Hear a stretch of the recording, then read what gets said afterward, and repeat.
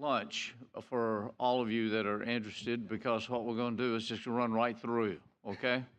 Uh, and if you get hungry, talk to the chairman. Uh,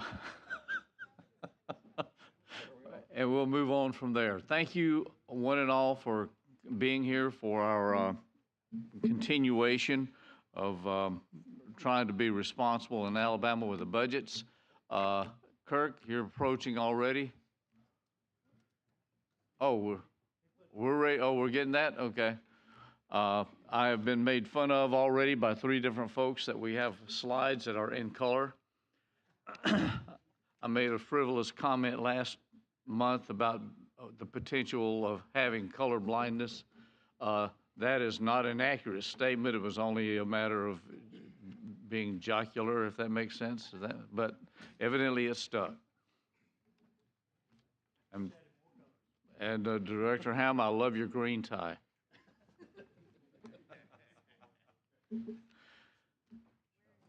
Kirk, you're first when you get a chance. Well, he's loading it up right now. All right. You know, if they were black and white, it wouldn't take that much space. That's right. I apologize. I've got younger people working for me. They like lots of colors. For our members, I just like them. for members, like we've big got numbers. I don't care these paper copies back here if you need or want one.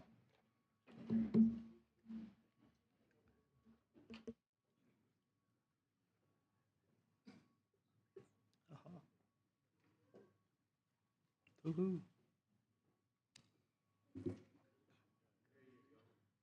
It's up there now. Yeah. All right. I'm going to do this again for a little while. I hope a lot of you, most of you, have had a chance to go and check out the information we've got available on our website now under the fiscal dashboard. There are a couple of months worth of data regarding the budget and the conditions, and had a lot of positive feedback on that. I appreciate some of you reaching out to me and providing some feedback, as well as some suggestions for some future content. We're going to update that and provide additional information as we can get to it. So this is what's out there right now through July. This is an updated version of what you saw last month. So Education Trust Fund in July grew by basically 1.5%. Not a whole lot going on there. Year to date, it's up 1.6%. Still not a lot going on there. Most of that's related to corporate income tax receipts. Sales tax receipts are down. That's not surprising, simply because the base changed between the 2 years. That will straighten itself out as we go forward into next year, but right now there's a difference in the base between the 2 years, and that's the reason why the sales tax numbers are down. Not surprising again, but again, bottom right, the condition of the fund, as we stand right now, they need no growth in the Education Trust Fund for the rest of the year to support what the obligations. This is the general fund sheet that's out there right now. Similar situation for July. Receipts were down 11%. That was related to the difference in the financial institution's excise tax payment mostly, and a timing difference on abandoned property. Those two things, I think, are a timing issue. Mostly the financial institution excise tax is related to the fact that we've had last year at this point had 4 major deposits. We only had 3 major deposits through this point this year. So some of that may very well be timing, but again, it didn't impact your bottom line that much because you had so large growth through this point in the year. Year to date, 7.61% growth. I'm going to hit a little bit. I'm going to hit on this every chance I get, but most of that growth is related to interest on state deposits. You had $195 million in growth, $141 million of that's related to interest on state deposits. Everything else is only making up a little more than $50 million. Now that's good, but that's not great, and it's certainly something that you need to pay attention to because you've got one revenue source that's outstripping everything else in terms of growth, and that one revenue source is going to be extremely volatile in the coming months and years. Again, there's a history projection there. 21 to 23 actual receipts for those revenue sources. General fund has over 40 revenue sources. This is only a snapshot of some of them. Again, look at that interest on state deposits number. It was up $364 million in 23. And if you look, that was 364 out of 461. So again, the largest growing revenue source in the general fund in 23 was interest on state deposits. Simplified seller's use was up 18%. That's the second largest growth. Insurance company was up only 30. So again, you've got 4 or 5 revenue sources that make up the entirety of the growth in the general fund. Everything else is kind of level, flat, doesn't grow a whole lot, or haven't grown a whole lot in the past few years. So really important to pay attention. This is a snapshot year to date. Same song, different verse. Again, look at the interest on state deposits number. We're up roughly $195 million. $141 million of that roughly is interest on state deposits. And then you've got modest increases. Obviously, the next biggest increase is insurance premium tax. So between those two, that's just about all the growth in the general fund. But that's not uncommon as far as insurance premium taxes, because this chart is a 10-year snapshot of the same set of information. I tried to focus on the 5 largest revenue sources, and I apologize for the colors. I know that's a problem for some of us color challenged, but that's... Kirk, let's go back for just a page or two, back to the summary. I want to call it, yeah, there you are. What was the interest rate that was being paid in 21? Well, Do you remember? I got that. So back then in 21, it was basically nothing. Zero, right? Okay. And the interest rate now is running at 1%. what? But 5.25, 5.5. Okay.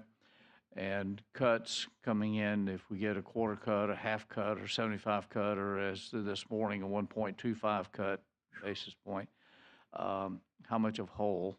I'll use that as a illustrative term. I was going to get to that in just a minute. I think it kind of depends. I know we've got Treasurer Boozer in here, probably speak more specifically to that. So he's got roughly $13 billion on hand invested. It's a matter of how long he's able to hold that money without it being spent. So there's 2 things happening. Some of that federal money is being spent. At the same time, the rates are going to be adjusted downward. So those 2 things play together to basically bring the entirety of the interest on state deposits earnings down. So there's 2 things that are going to be in play. We know that a lot of that money has to be spent, a lot of the federal money that's being invested has to be spent by the end of 26. So there's your target date, I think, for the majority of the big piece of money. We got a question. Kirk, I've noticed I'm just trying to find a correlation, and I maybe be just shooting in the dark here. If you look the last 3 years, you've had a consistent decline in the cigarette tax. Yeah, that's not. Are we seeing people potentially transitioning to vapes where the tax is a little bit different? Our tax situation on vapes is a little bit different than cigarettes, correct? That has a little something to do with it, but historically, the cigarette tax is a declining revenue source. Yeah. I mean, if you look... I'm hoping people are being more healthy. If you look at the health statistics, it always is a declining revenue source. The only outliers in that are the years we actually increase the rates. Every other time, most of the years in the past 10 years, 15 years, the cigarette tax has declined from the previous year. I appreciate it. Just jumped out at me. Sometimes bigger amounts, sometimes smaller amounts. We generally estimate at least a 5% drop off every year. I appreciate it, because I was just looking at other declines. If you remove the state interest, the highlighted line, I kind of start honing in on to the next. Yeah. What's the next couple of negative particular line items in the P&L to kind of keep our eye on? Yeah, so one thing to pay attention to is simplified seller's use tax. Obviously, if you took the interest on state deposits out, that would be one of your largest revenue sources. It would probably move up to number 3 behind regular use taxes, or it would. And that is actually growing. In 23, it grew by almost 19%. It's grown by as much as 25% a couple of years prior to that. But it's leveling off through this point. And this year, it's down to 14. The growth is 14.5. Now, that's still growth. That's still positive growth, but it's not 20% growth. And people need to understand that it's not going to continue to grow by 20% on an ongoing basis. But again, even at 20%, that's only $60 million. You're talking about replacing something or possibly replacing something that generated 404 and 364 million in growth. So that's not enough from one revenue source to offset that potential decline. So again, we are exactly where we are. Similar situation to where we were last year in terms of the revenue sources. Again, those two revenue sources are basically make up the entirety of the growth in the general fund year to date. If I might turn attention to one other matter on the summary, we got the Alabama Trust Fund. We receive interest on that money also. Now, since 21, we've come in and we've paid the Alabama Trust Fund that we had borrowed off, so that number has increased. Right. Principal, or the corpus, has increased, and the interest rate has increased, I thought. But now we're showing a decline. Can you explain that? Alabama Trust Fund on third line down on the general fund summary? You talking about this one? Yes, that one. Yeah, so that kind of ebbed and flowed. There was a change in policy in '23 that caused that to come down a little bit. That's really not related. By the way, you're not spending, that's not related to interest on the Alabama Trust Fund. Interest on the Alabama Trust Fund stays in the fund. What this is a 3-year rolling average of the invested assets in the fund. Okay. And it's a percentage of that gets transferred to the general fund, gets transferred to Senior Services Trust Fund, your cities and your counties. So that's the spending plan that you adopted in 2012 through a constitutional amendment. Prior to that, you were spending the interest on the Alabama Trust Fund, and you're not doing that. Well, it's a part of what you're doing, but that's not the definition of what that line is. All right. On the next slide, the general fund revenue summary on the ABC board, we have another decline there. It's a small decline, $2.5 million decline difference between 23 and 24. Are people not buying booze or what? Or do you know? Yeah. Well, here's how that works. So what gets transferred to the general fund, there's different sources within the alcohol world that gets transferred into the general fund. There's a portion of the beer tax, there's a portion of spirit tax, and then there's basically profits. Now, profit comes into play. They have all the revenue that they're generating minus the cost of goods sold, minus their operating costs, and that's something that you need to pay attention to. Minus their operating costs gets to the profit margin, and the general fund's the last in the pecking order of what gets profits. So if the operating cost of ABC goes up for whatever reason, that impacts the amount left on the table for the general fund to get a share of the profits at the end of the day. All right, thank you. Well, and I think so too. If I may comment, Mr. Chairman, we obviously know the cost of goods went up with ABC. I do think we saw a significant increase in personnel costs within ABC, and I think that we will see capture a savings there related to now we are operating 3 warehouses, and I think going forward the plan is we'll be in 1. So hopefully we can have some personnel savings there as well. Some of that could also be due to timing. Again, I keep referring to timing. There's sometimes a difference between the time money is transferred into than what was done the previous year. And sometimes the books don't get closed out on the right day. And there's a lot of things that come into play when it comes to outside sources transferred into the general funds you have to be wary of. Again, this was... I apologize for delaying. Go ahead. That's all right. This was my 10-year look back, the only, for you color challenged and myself, the only thing I was trying to point out here, if you look at 23 and 24, the bright green color, and for us color challenged people, that would be the 2 circles on the far right side of the page. That color does not appear anywhere else in that 10-year history. The reason being is because it's never been that big a component of the overall revenue sources of the general fund. That's the interest on state deposits. Last year, it made up 12.5% of the total revenues, and this year it's up to 17% of the total revenues. It's a big deal.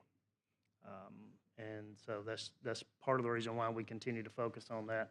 There's a history of what the Fed did leading up until the point we are right now. They have an increase rate since July 23. I think some people argued they should have increased one more time before they started declining. I'm not making that argument. I'm simply saying that's what some people said. But the bottom bullet there, based on Chairman Powell's recent comments and based on what the Atlanta Fed app says right now, there's a 99% probability that there will be a rate cut in September. What that looks like, how much, how often they do it from that point forward, there's a lot that has to be considered and a lot of unknowns that have to be taken into consideration when you're trying to figure out how that looks going forward. But there's certainly looks like that there's, I wouldn't guarantee anything, but 99% is pretty close to that.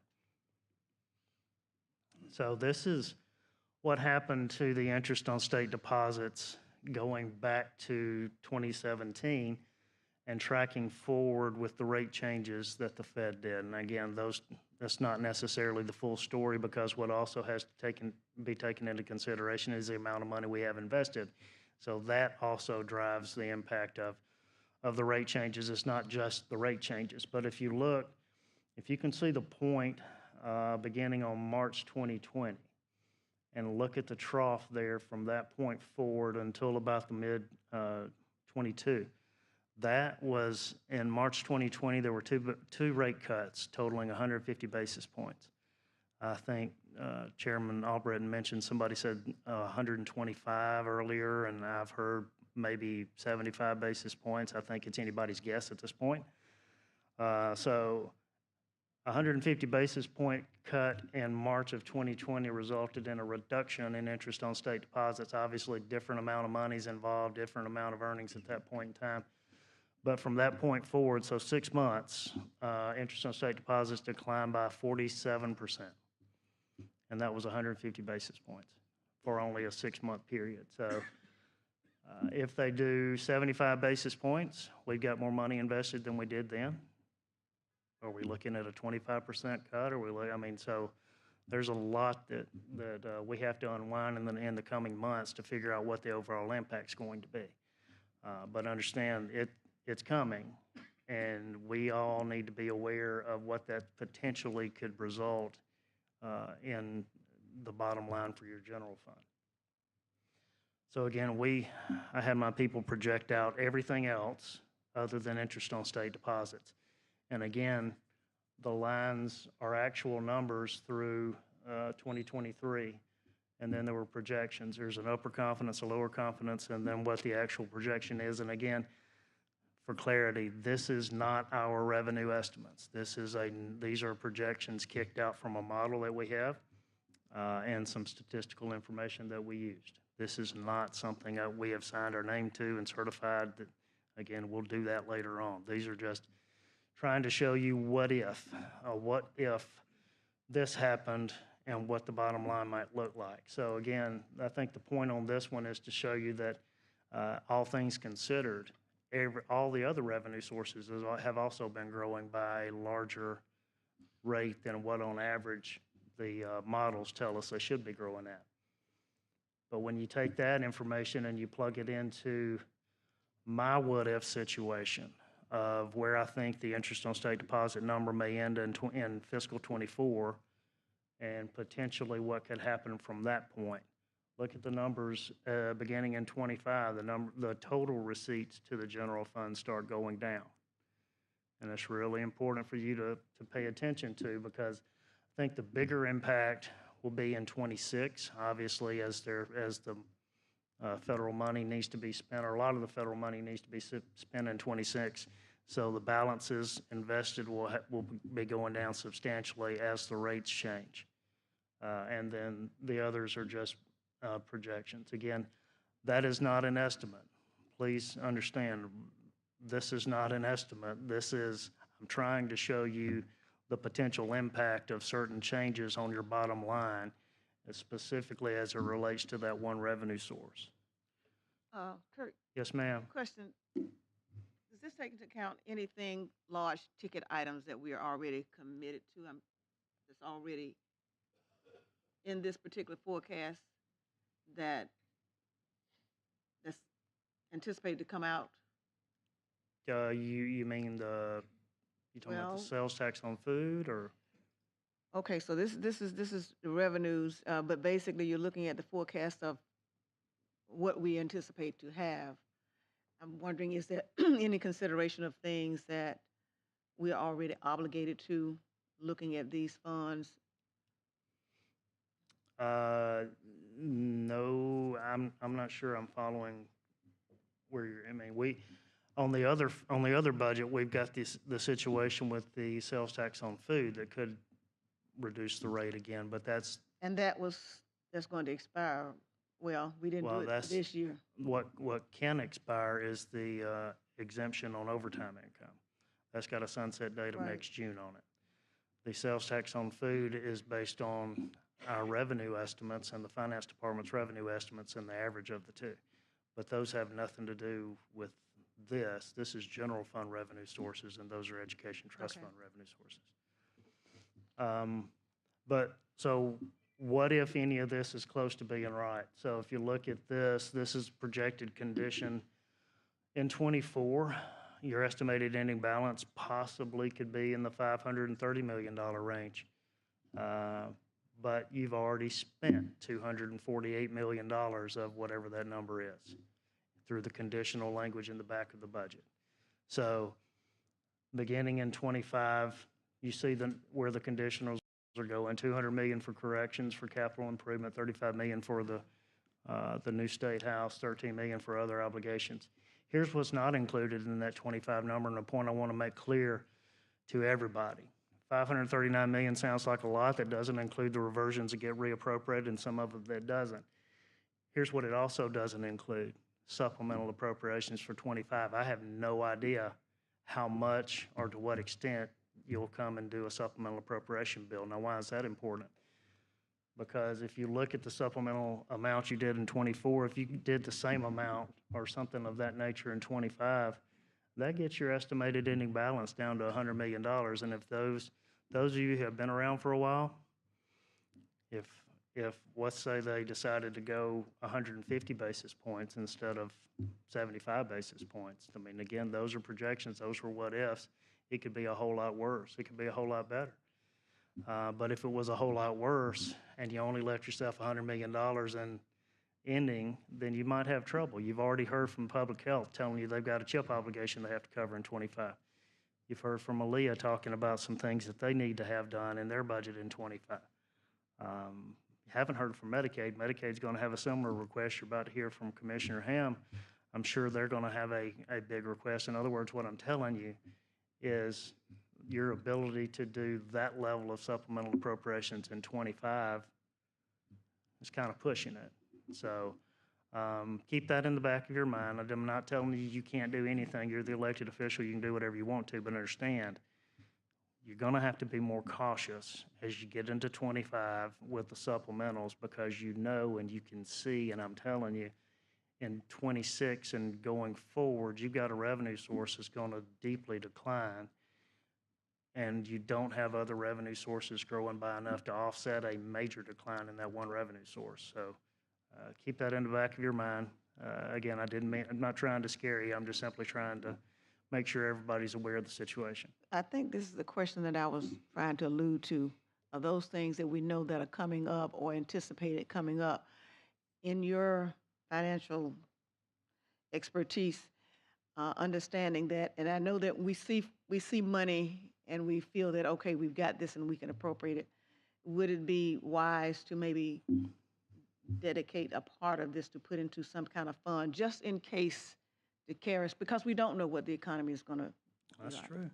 Now, I will never argue against you putting more money into the reserve fund. You've got $150 million there that you could get to if you absolutely had to. Obviously, I hope you never have to get into it, but 150 versus a $3.6 billion budget won't go very far in the event of the worst case scenario and things absolutely bottom out.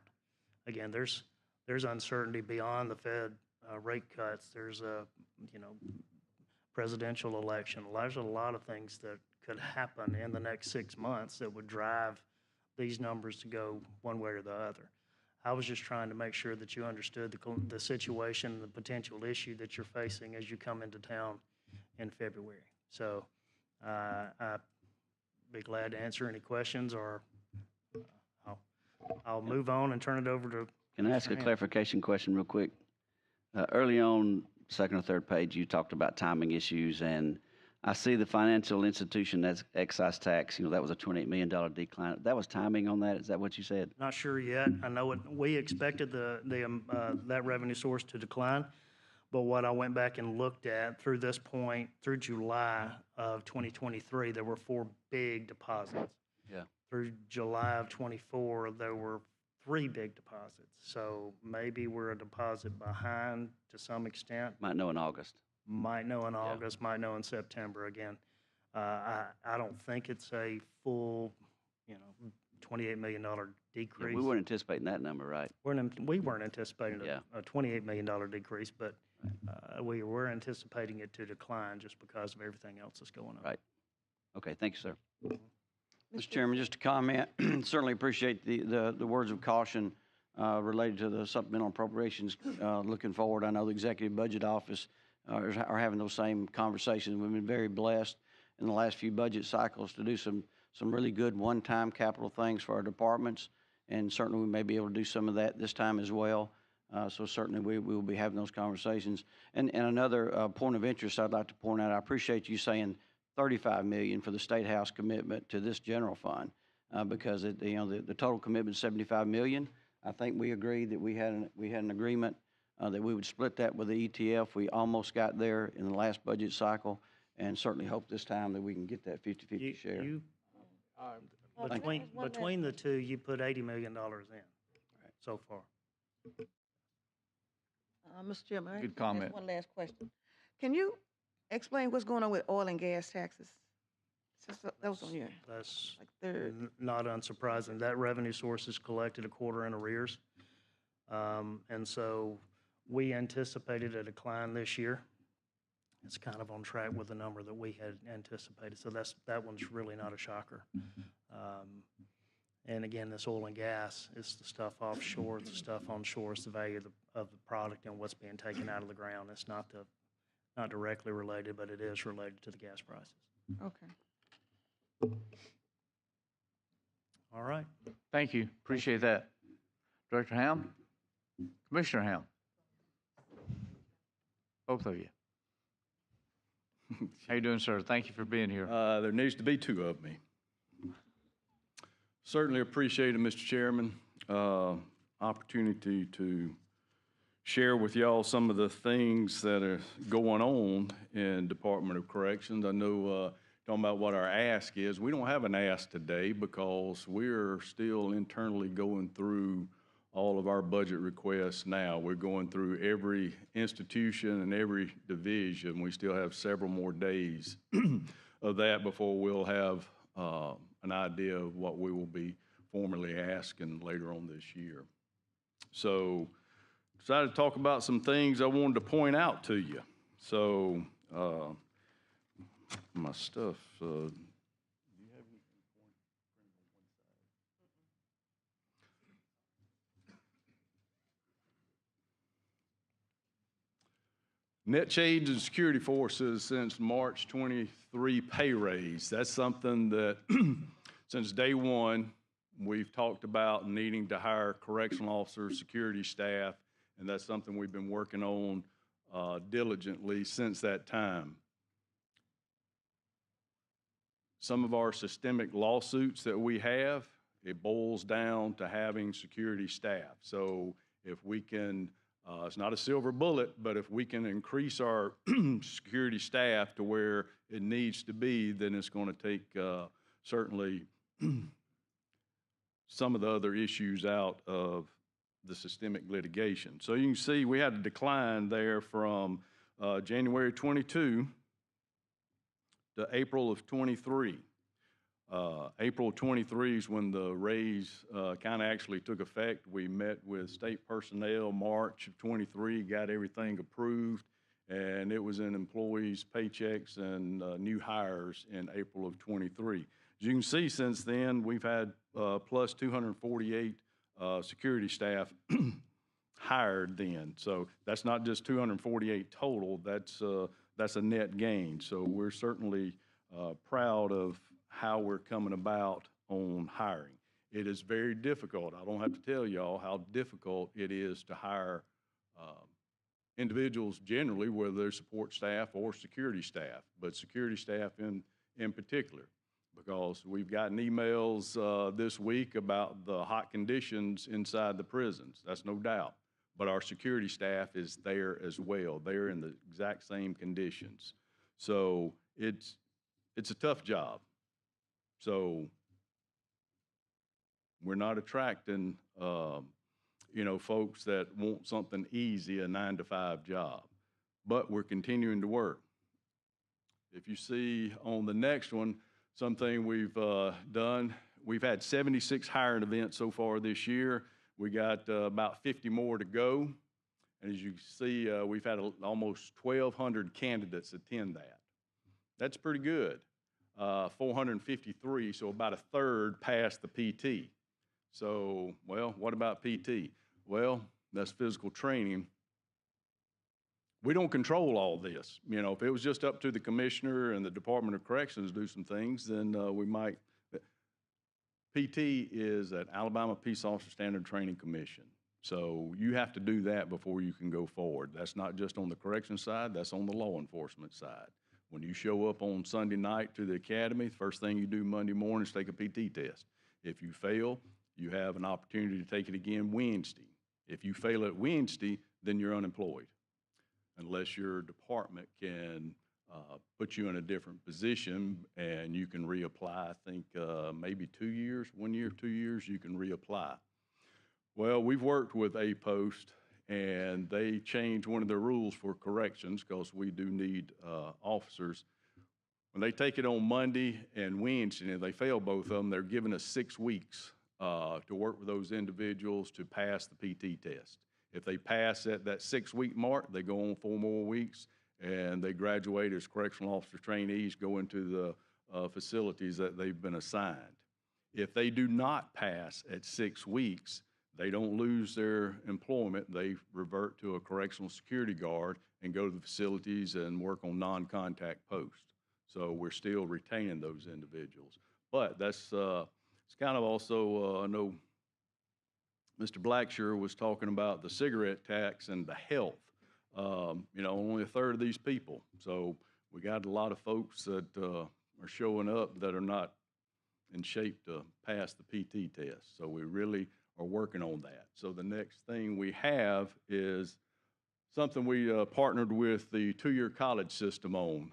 We talk about our inmate job training a lot with the 2-year college system because it's probably one of the best in the country. But discussing our correctional officer needs, David Walters, Vice Chancellor of the system, says, hey, we can help out on that. So we started Activate program, and it actually started yesterday in 2 locations, Jeff State and Reed State. And what they're doing is we actually put them on the payroll.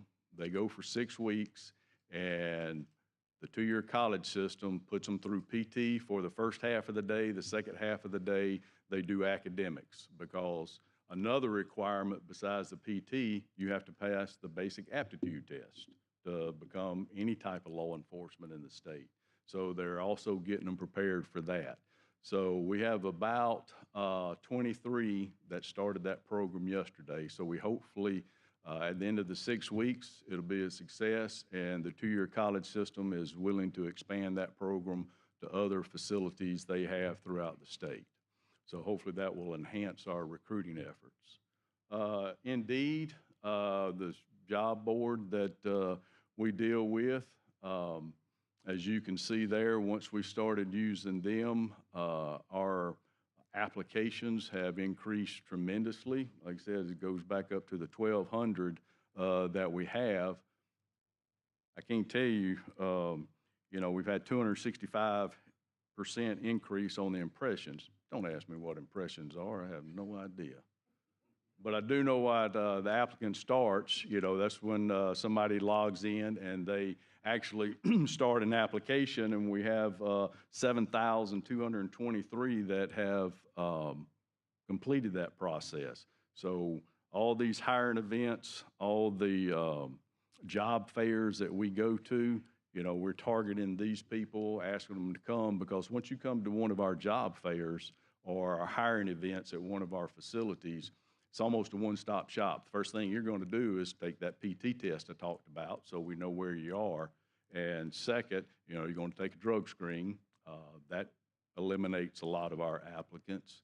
And then you're going to go through some other assessments, what we call strategic threat group assessment, because that's layman's terms, that's gang affiliation.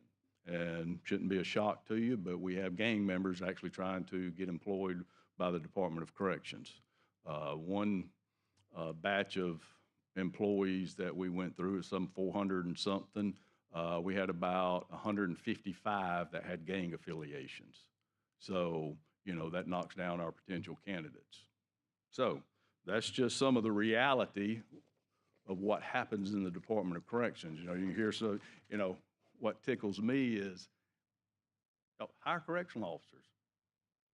We're doing everything we can to hire correctional officers. So if anybody has any suggestions, please let us know, and we'll go down through the criteria and see if the people meet it. But we're all ears at corrections about hiring good people to be correctional officers. If I may, I want to take a moment to compliment you on Oh, changing. go take as long as you want to. It'll only be a minute. To change the trend upward. We've been working on this for a long time. And in 19, and we passed out also the latest report you see on your desk, guys, ladies, with showing monthly reports of things. We've been paying bonuses out since 19, haven't we? Whenever that law was passed, yes, sir. That's how I knew that. 2019, we passed to allow bonuses to be paid. We've been paying out almost, well, as it looks here, about $10 million a year just on bonuses to retain people and to get them promoted and to move them along. Is that correct? I think the 10 million is going to be cumulative. It's not per year. That's correct. Yes, sir. That law sunsetted in December of 22. So there were still people that were being hired during that time that are still eligible for the bonus. So it will continue for just, I think, and that's when we did the pay raise in 22, and that pay raise seemed to have had a major effect. That is correct. My counterparts around the country that have given pay raises, they say they will have an impact on initial hiring, then it kind of tapers off. Fortunately, right now, that has not tapered off on the applicants coming in, because we have to have these type of numbers of applicants to get our academy classes full, or not full, but a decent number. I think we'll graduate September the 12th, we'll graduate 52 correctional officer trainees. And DOC, even though we're making progress, we're still somewhere close to 2,000 people short. In fact, we have under a court order. Is that correct? Still to have 2,000 additional security people? Is that accurate? By July of 25. By July of 25. Yes, sir. And if anybody wants to tell me how to do that, I'm all ears, because we're doing as much as we can to hire the people, but unless y'all institute a draft for corrections. I've considered that. Okay. Yeah, but I have not been able to get the votes for it. I understand that. I appreciate the trend. We got a long way to go. Yes, sir. We're not stopping. We're continuing. Our personnel, our hiring unit, and our recruiters, they're out there every day and doing a good job. All right. Inmate maintenance costs. That's something that don't really remember talking a whole lot about in 2.5 years, but this is something, as Kurt said, be cautious. You can look at some of these numbers on the inmate cost. It's a daily average inmate population, and we have to go by average inmate population. You say, why? Because if I told you we had 20,000 inmates right now, by the time y'all got through with this meeting and went and looked on Google, you know, we'd have 20,500 inmates, or we'd have 19,800, because we take inmates in every day and we release inmates every day. So that number is an average daily number. So we got the average daily cost, or not the average daily cost, but the actual inmate daily cost. And you can see we have our security salaries. That's our correctional officers, their fringe benefits, medical, that is our inmate medical contract, legal services, clothing, linens, and other. Okay, other's a pretty big number, but what's that? That's our health insurance for our employees. That's our utilities at the facilities. You know, that's all the other things that you don't really see about that has to be added into a budget for a department. So you look at fiscal year 20, we were down there about $72.28. And projected today, we're at $87.23. Now, we're up about 600 inmates from fiscal year 20, but you can see that's kind of ebbed and flowed. We had, you know, the COVID numbers there were not a lot were coming in. The courts got cranked back up, so we're starting to see more inmates come in. We're trying to keep the county jails cleaned out of state inmates as much as possible, and I think for the last 2.5 years, we've done a pretty good job of that. We still help the sheriffs on special requests, on you know, death row, capital cases. We'll still bring those individuals in as soon as we can. But those costs right there, I mean, those have gone up roughly $2 million a year. And that is something that we're eating out of our operational budget every year. So I just want to make y'all aware of that, because food, not sure why we had such a decline in the food cost, unless it was, we did have a work stoppage where we were not cooking full hot meals for them. We were feeding them best we could. But food costs tremendously going up. And everybody in here listening should know that food costs has gone up. If you do your grocery shopping, you know. So that is going to continue to go up, just not by the cost, but our inmate population is going to continue to go up, because there's certain laws that will be taking effect that we're going to be getting in some more people and keeping some people a little bit longer. So, Commissioner, Mr. Chairman, I have a quick question. Just for sure. clarification, I think you're kind of working through it now. So with the slight decrease in your projected 24, which we're almost through with 24 now, in the medical, legal services, and food, that's clearly tied to numbers, not a savings in the way we provide those services, right? I mean, we don't see that insurance, medical is actually going down any. No, sir. Okay. No, sir. One of the increases that we received, y'all voted on last year for take effect October 1st, is one of the medical increases on our contract. But yeah, it's not going down, and we could talk, you know, more about the medical contract, some of the things we have in place to help us out for accountability, but it's not going down. And I think, and we've kind of had this conversation, I know we have internally on both sides of the budget, that, you know, clearly we had a time period there during COVID when our court systems were shut down. They've been slow to ramp back up. I've commented on an increase just in Madison County, 38% in cases. These numbers are going to go up. Inmate numbers are going to go up, and therefore this number is going to go up. Yes, sir. And also, one thing, you know, I'm a member of the Sentencing Commission by virtue of this position, been involved with them for many years. 6 new circuit judges are coming online at various points. So that's 6 more pipelines to come into the Department of Corrections. Now, how long that takes, I don't know, but the criminal justice system, Mr. Chairman, you know better than I do, but I mean, it's a system. It needs to be seamless because, you know, what happens at the sheriff's office affects us. What happens in the clerk's office, what happens on sentencing.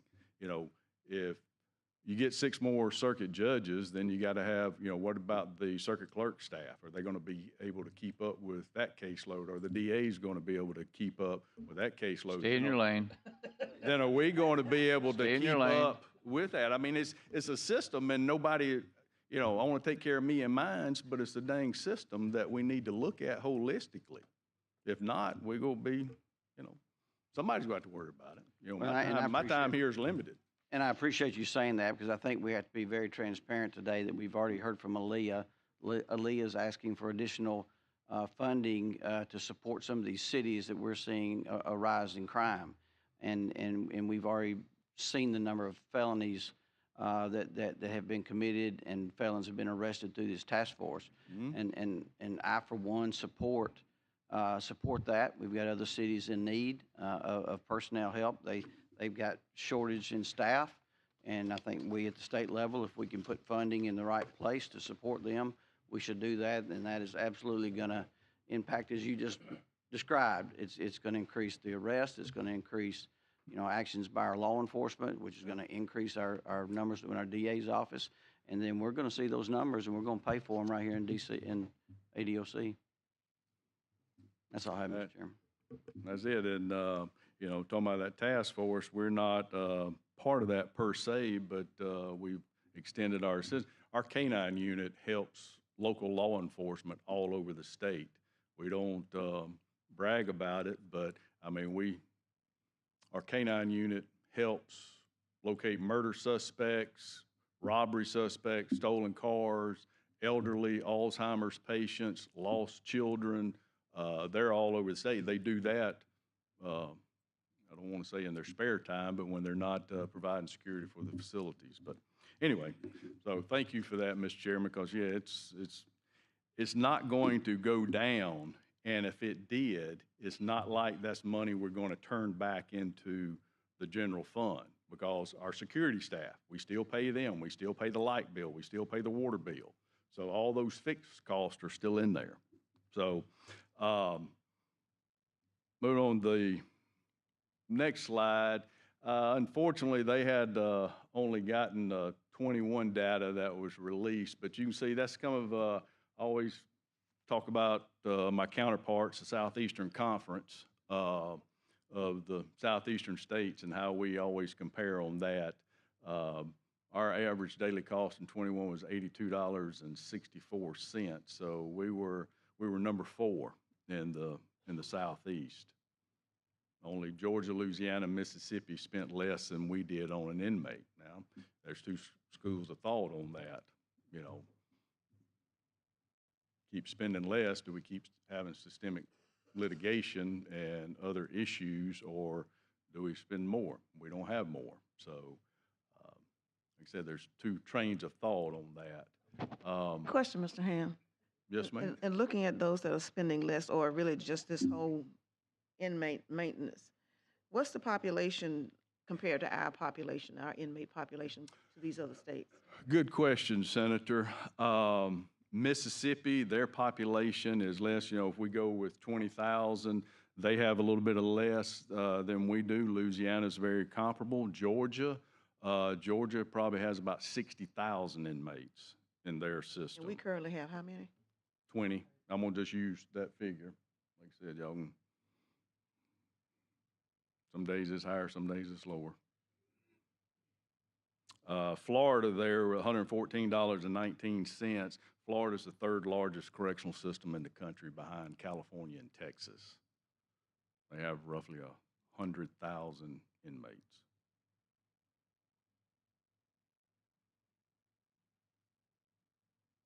And Mississippi had how many? They have a little less than we do. They probably have about 18,000. And of course, we do it on the Southeast. When we do compare states on numbers like this, we always do the Southeast, because the Northeast, there's no comparison. And going back to the hiring and the pay raise and stuff, through that, and we don't compete with Mississippi, Louisiana, Georgia, Florida on hiring correctional officers. We compete with Montgomery PD, Montgomery Sheriff's Office, Huntsville PD, Baldwin County. That's who we compete with, and we're pretty good, in the mix with those entities on hiring and pay. The other states, no, we're higher than the other states, but we don't compete with them. They don't have a personnel system like we do in some of those states. So, anyway, any other questions? Let me turn to, I think we have a spreadsheet, that's too strong of a term, Department of Corrections, 19 through 23. Guys, you have this there? Just call attention to a couple of things, if I might. All right. The total budget in 19 for DOC was right at $548 million. 2020, we went to 621 million. In 21, we had 675 million. Mm. And 22, 675 million. And then in 23, 732 million. Now we see the increase there. That's an increase from one to the other, about 34%. Most of that is state money. Some of that is federal. But the reflection I want to point out here is that when you compare those numbers to the population, the inmate population, which fluctuated, it went from 21 to 18 and now back up to about 20, that's not reflected in those numbers. Like you said, there's other expenses that are there. Mm. Nor does this deal with the construction costs that are ongoing either, which we'll get to in just a minute. But I know you don't have projections yet, but as Chairman Reynolds pointed out, we don't see a decline in these numbers. We don't anticipate there being a decline here because the numbers will continue to grow, both inmates and otherwise. Is that a fair statement? That's a fair statement. Now, and putting this into context for some of the members that haven't been around as long as I have, when we were talking about prisons and the problems we were having there, and we went through several renditions of that, but at one point we were talking about a lease program, and one of the issues we were talking about the actual amount of money, budget in terms, because I think at that point we were down under 500 million is what the budget was at that point. We were looking at an increase that with the lease payments that we're talking about and other expenses, somewhere around $615 million is what we were looking at, a higher number. And we far exceeded that, and we don't have anything built yet. If and when we get the construction completed, is that going to have any reflection on the amount of money that's coming in? By that I mean, do you see that being a help as far as a declining? Because we should have fewer people, I'm told, that would be needed because we'll have sales. We should have more efficient methods, but even with that, I don't see a decline coming in the future. And point out a couple of things. When the Elmore facility is turned over to us and we can occupy it, yes, it'll be sales, majority sales, which, the last 5 prisons built in the state were dormitory style. And I'm sure back then that was a good thing, but now with the tight population we have, it is difficult is not the right word to say to manage the inmate population in dorms. So the sale portion will help tremendously. The staffing portion, reduce staff, That's a misnomer because, as you just alluded to earlier, the federal courts are telling me to hire 2,000 additional officers by July of '25. So we're going to have to reach some threshold of correctional officer number, uh, one, to operate the system or under order of the federal court. Um, so I don't want people to think, hey, you got a new prison, through attrition or retirements, you don't need to hire correctional officers. That's some of the problem we have now, because in the 90s, the Correctional Academy was closed for 4 years. They didn't hire a single correctional officer for 4 years. So Department of Corrections has never recovered from that. So I just don't want that, I don't know what that is, but we're going to operate as efficiently and as professionally and as constitutionally as we can.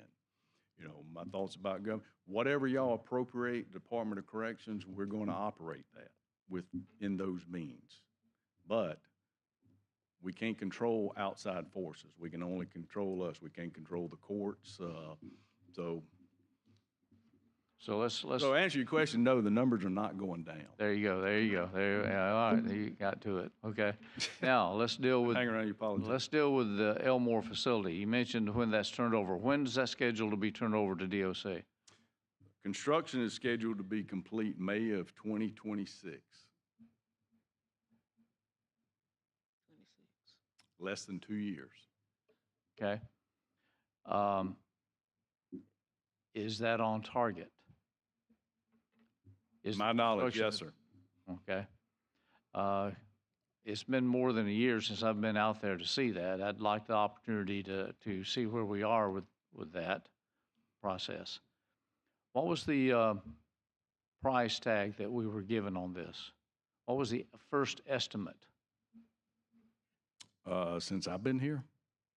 Well, since we agreed to this in 2021, I think, when we passed this bill. Okay, I was at another agency then, wasn't paying attention to this. 623 million? I think that's probably about right, okay? Last spring, we were able to get nailed down a final number. What was that number, 1.1 bill? 1.081, something like that, so 1.1 rounding. Okay. That number still holding solid? Yes, sir. Okay. We have the money to pay for that? Yes, sir. We have money left over to We take do have care some money of left over. the Escambia facility? Not the whole facility, no, sir. What's the status of Escambia facility? We put out an RFQ for design services. We've, selected the company that's go do the design work, which is the company that did Elmore's design work. We're getting into a contract with them, but outside that going forward, that's where we're going to have to know more about finances before we can go forward. I think in the legislation y'all passed, you can do design build, which that's what the delivery method at Elmore is, or we can do standard Title 39, design bid build, or we got to do a hybrid. But we got to know how much money we have to actually move forward on that. Do you have a clue as to how much money you anticipate having left over or able to put to that? I'm sure we do have that number, but I don't have it with me. We can get it to you. I think I'm going to see you tomorrow, and All right, well, might have just to refresh and let everybody know, the legislature put federal money of about $400 million. Correct me if I'm wrong on this, Kirk, okay? And then we took state monies of $135 million, put that in. Then we went to market, and because of circumstances and such, we went out to bond, I think, $750 million we were only able to let out 500 million. 509. All right. So, but if we took the 500 plus the 400 plus the 135, we have the money there to meet the Escambia facility, correct? Plus Escambia? some. Sorry, the Elmore facility, I know. right? Freudian slip there for you. but Yeah, it it's, was. Both of them start with E's. So then the next issue is what we have done. The legislature has come in and we've put other monies aside, and we have, I won't say savings, but in conditionals and other monies, a few $100 million. Kirk, you want to share what we have approximately?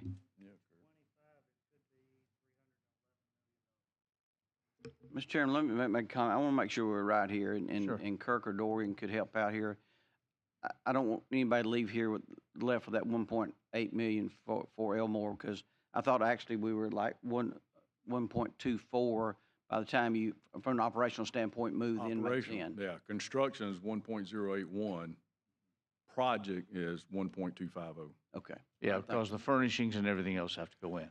Thanks for Yeah, the and we had clarification. to, talking about operational budget, we came out of our budget, a little over 13 million on the water tower.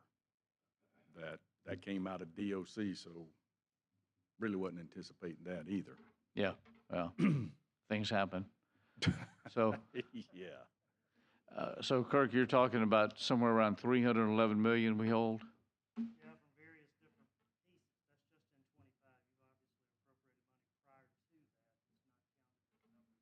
It's not counted. So we got some other monies there. Plus, we have supposedly another 200 and some odd million possible borrowing that we have legislatively authority. Yeah. Yeah. Okay.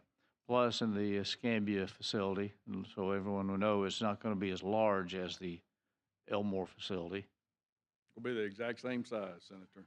Without the medical, Yes, sir. It's going to be the same the number of education. beds, 4,000 beds, but it will not be specialized medical and mental health. We will have those components there, but not to the extent. you'll have the services, but you won't have to do the separate construction. Correct. Fair statement? Yeah, we're still going to provide those services. I mean, the Elmore, reason it was named Elmore Specialized Facility in the law is we have medical units scattered all over the state and mental health. We're trying to centralize that. So that's the Elmore facility. Escambia, we're still going to provide medical and mental health services. It's just not going to be to the extent at Elmore. 4,000 beds each. Gotcha. All right. Anybody got any other questions? Senator? I'm going to defer to my colleague first, if I can. Thank you, Mr. Chairman. One question I wanted to ask in reference to Senator Albritton's question on whether we're going to require more people. Well, obviously we need, because we are already short. But with technology, and I know part of that was you need a lot of people because you cannot actually see. But with technology, I understand that we're supposed to have all the monitors and everything now where you may have one person or two person monitoring a number of people. Can you explain that? And I was just wondering if that would impact the cost. And of course, if we have a new facility, and well, you don't have breakout as far as utilities and things like that, but I'm assuming that that may impact cost of expenditures, what we're paying out. I don't know if you all have run those numbers. I lost you somewhere in there, Senator. Energy efficiency. I'm Oh, hoping yeah. that we are building these buildings that are Absolutely. energy efficiency, where solar can be used to Yeah. generate those type of things. No. But the other question was about the monitoring. In the old facilities, it may take 5 people because you cannot see. There are areas, but with the technology, I'm assuming, because we talked about this early on, stations that will be monitored where one person can man and be able to monitor and see quite a few inmates. So, As to your first, yes, all the modern efficiencies and lighting, our kitchen, all that's being done. So yes, it will be as energy efficient as possible. Is that going to impact the outlay of expenditures on utilities and things that I'm asking? Well, you have to look at the three facilities that will be funneled into the Elmore facility, Kilby, Staten, and Elmore. That's about 3,600 inmates, three separate institutes. This is going to be one place. It's going to have 52 buildings on that 300-acre site. So I can't say we're going to reduce our power bill, our water bill, because, I mean, that's bigger than most towns around. So I don't know about that. Going Because of back the to increase that security you're saying. technology, we're going to, yes, there's going to be a lot of cameras in that facility. We have a lot of cameras in our current facilities. However, we still need that staff or whoever's monitoring. They're looking at, multiple monitors and they see inmates and they do something. We have to have someone to respond. So it will be a little bit more efficient that way, but we still have to have the staff because Senator Albritton was pointing out these increases 2019 to 2023.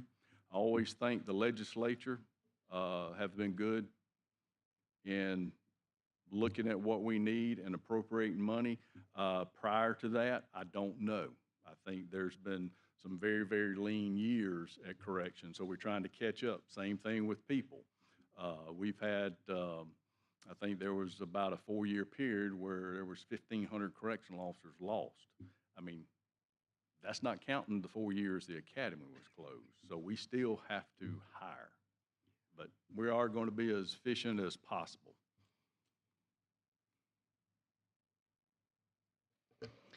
Thank you, Mr. Chairman.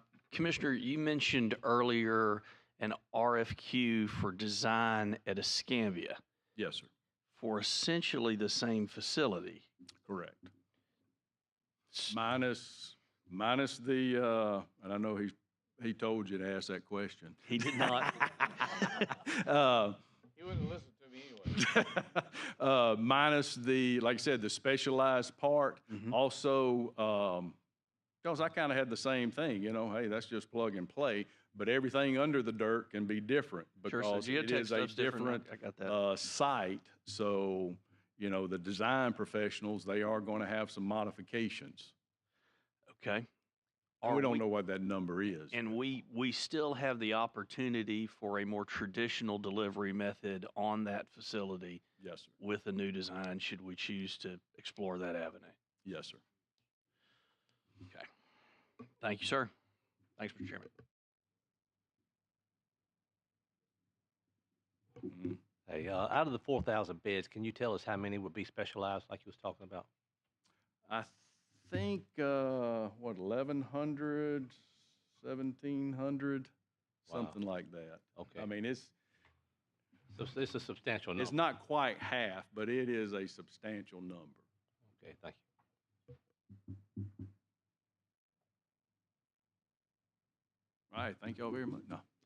One question, while we're waiting, could you just define specialized in, I really need to ask y'all that because that was what was in the law that was passed in fall of 21. Like I said, I was at Aaliyah then, so I assumed that the specialized. position now, you're supposed to know? Yeah, you got Well, the ball I'm wax now. You Huh? everything that went before you own. Okay. Oh, I know, hey, believe me, I know because they took somebody else's name off lawsuits and put mine on just like that. So I know you can get replaced. But it's the medical and the mental health. That's the specialized part. Okay. And increased vocational, right? Yes, and thank you, Mr. Chairman. Yeah, we're going to have roughly 45,000 square feet of vocational ed space there in Elmore, and the one in Escambia is going to have the same for Ingram to teach the diesel mechanics, HVAC, the electrical, the plumbing, all these in-demand trades that we're used to didn't get called about inmates coming out.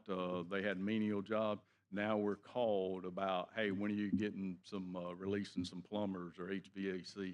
They're well trained from Ingram to be able to get good paying jobs. Yeah, that's important. that's a Yeah. that's a good selling point, especially when you're talking federal government litigation. Get your elevator speech together on that one. That's good. They won't let me talk.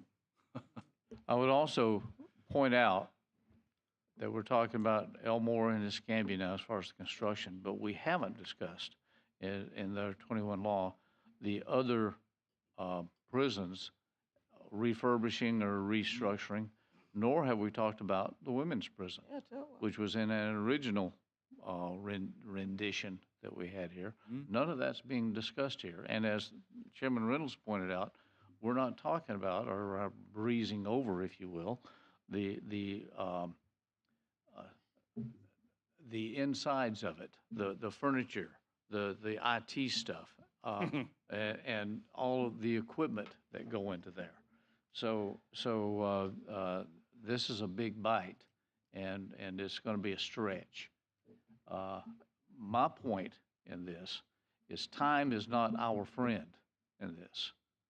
The longer we work, the longer we try to stretch this out, the more difficult and that it becomes from both the federal level and the state level. So I would encourage DOC to move forward as swiftly as we can while we have the money that actually has a factor that's there. That it's not that we changed anything, it's that the inflation and other costs ran from the 635 mil up to 1.081, whatever, okay? So time is what has cost us on that. So we got to move this a little faster. We've got to pick up the pace on some of this. Is what would be my message on it. As far as the legislature, we're doing all that we possibly can in regards to this. I'm proud of what the state has done, and we've taken a lot of heat from using federal money to other things. We take heat from each other on this, so we're going to keep working. But I do a lot of sweating. Yeah, we need y'all picking up the pace a little bit. All right. But again, the legislature, since I've been in, I do commend y'all because this is a tough issue. Governor Ivey has taken on this issue where past governors have not taken on this issue, and y'all have pretty much been right there with us, so I certainly appreciate that. It's just, we're not there yet. And we're going to continue to work. Hey, if we can pick up the pace, we will pick up the pace. Any other questions, comments? No, just thank you, Commissioner, and your staff for continuing doing the work, and we'll get through this. Yes, sir, we will. Thank you, sir. When did you say you're meeting with, we're getting together? I'm going to come see you tomorrow. Tomorrow? Yeah, You going to take me out to Elmore? not tomorrow. Why not? Do you know how hot it is outside? We'll go out there about October. No. You know, at 7 o'clock in the morning. But yes, You're certainly talking need to to the get you guy back that out there starts a 'cause- fire at 98 degrees outside, okay? So, Sir? yeah, you want to come join me? I'll welcome you. Thank you, sir. Anyone else got any questions? Thank you. I appreciate your time. Forestry, Mr. Oates, are you here? Yes, sir.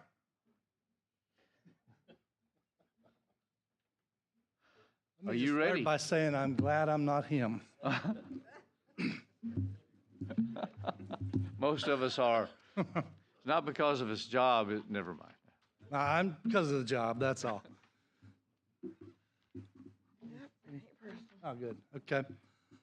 Good morning, Chairman Albritton, Chairman Reynolds, members of the committee. Thank y'all for inviting us to be here today. I should probably start by introducing myself to those of you who do not know me. I'm Rick Oates, the State Forester with the Alabama Forestry Commission. I've been in this role for about 7.5 years now. So I'm starting to get a hang on it and figure out what I'm supposed to do. We appreciate the opportunity to present to your committee today.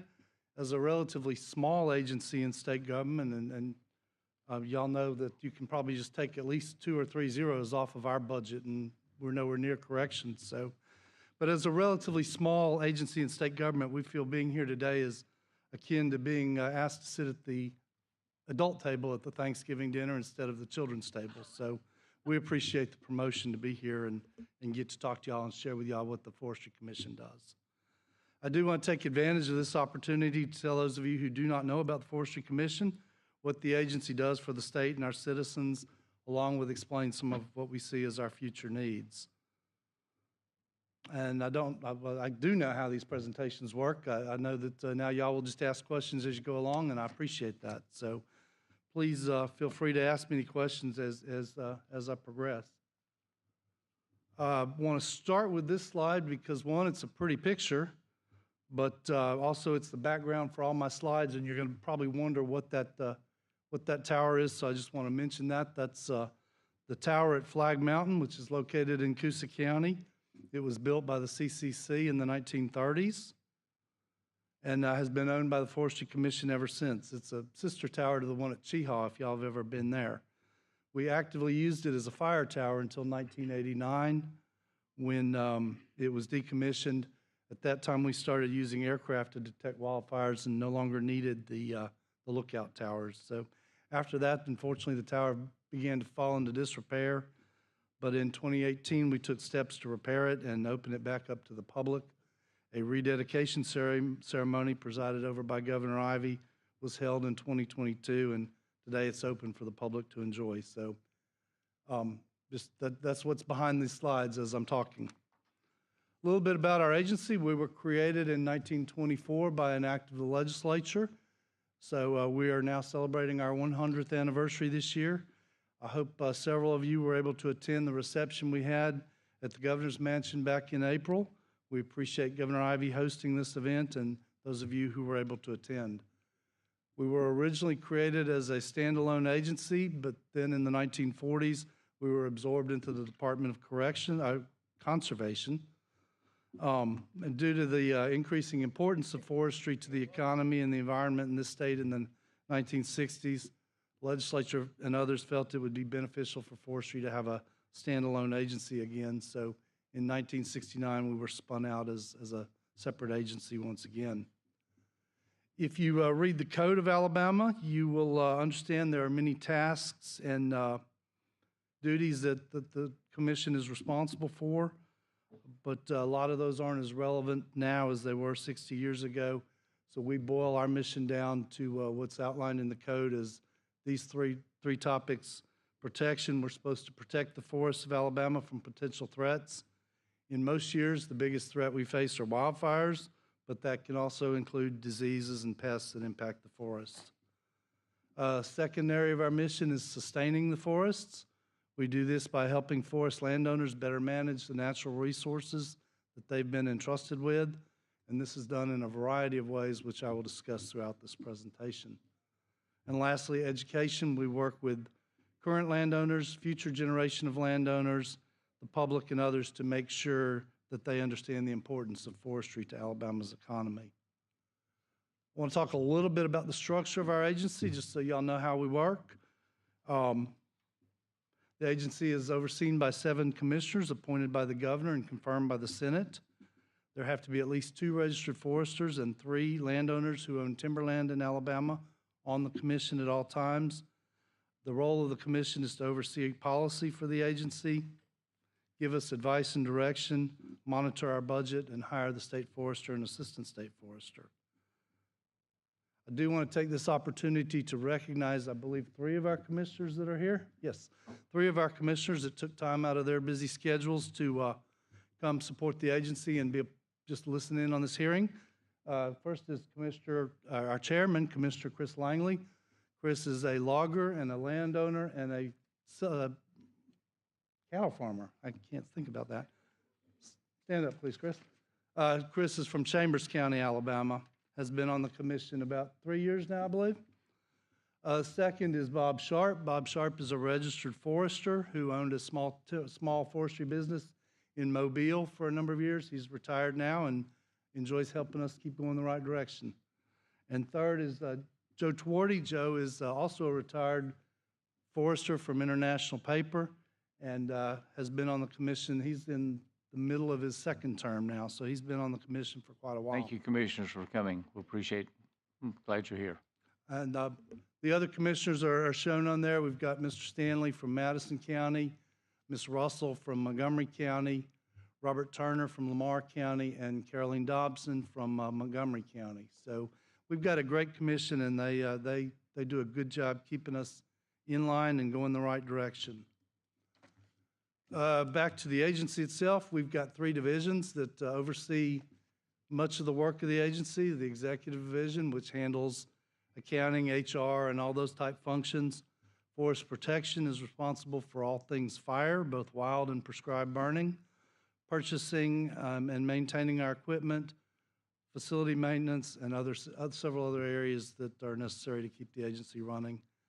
And forest management, which oversees our work with landowners in the area of stewardship, forest health, urban forestry, and forest inventory analysis. I would like to, at this moment, I'll introduce some of my staff that's here. Will Brantley is our Assistant State Forester. John Goff is our Protection Division Director. Scott Rouse is our General Counsel. Dana Stone is our Management Division Director. And Alicia Ballantyne is our Communications Director. So brought a few staff. They've been the ones that helped me put this presentation together. The work of the agency is actually done by our field staff. We've got about 200 of our staff is out in the field. We're divided into 4 regions. We got creative with the names and called them Northwest, Northeast, Southwest, and Southeast. Each of those is headed up by a regional forester who's responsible for the ground level activities of the commission in their regions. As our numbers began shrinking over the last 20 years of numbers of employees, we moved from a county focus to a work unit focus. We now have 18 work units across the state, which range from 2 to 5 counties and have 5 to 12 employees in each of those work units. And that is really where we like to say the rubber meets the road. Those are the folks out in the field that are doing the work for us and making sure our agency is getting things done. A little bit about the numbers of employees we have. In the 1990s, we had about 550 employees. Today, as this shows, we're down to 256. We seem to be getting about the same amount of work done. I don't know what that means, but we're working hard and getting the work done. So I think 250 was kind of my goal when I became state forester to get us to there. At that time, we were about at 230, and I wanted to get us to 250. So we're right about where I think we need to be in terms of numbers of employees. I've divided our employees into different types of different classes, just so we can talk about some of the work that our folks do. First are foresters. We have 92 foresters. 74 of those are registered foresters. On our staff, we are the largest employer of registered foresters in the state. Our foresters, most of them are out in the field. Some of them work in the state office to oversee the programs of the management and protection divisions. Like I said, we have 74 of our foresters are registered. The others are recent college graduates that are working to become registered. So, Rick, just one quick question. So, Sure. You've got 74 registered foresters, is that correct? That's correct. And how many registered foresters are there in the state? Do you have any idea? I believe there are about 1,200. Okay, gotcha. Maybe 1,000. So between 1,000 and 1,200. Close enough. Thank you, sir.